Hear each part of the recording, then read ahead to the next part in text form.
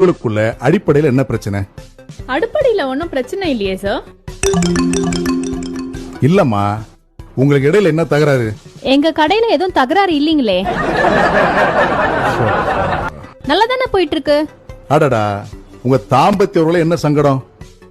தாம்பரத்துல சொந்தக்காரங்க யாரும் இல்லையே. இருந்தா தானே சண்டை வரணும்.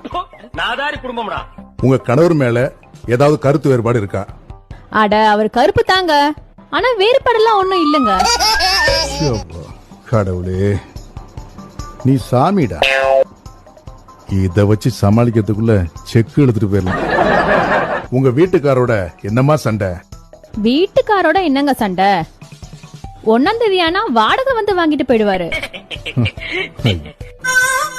அவரு சந்தோஷமா தான் போவாரு. ஐயோ, இவனை காப்பாத்துறதால நம்மளை காப்பாத்திக்கிறாரு.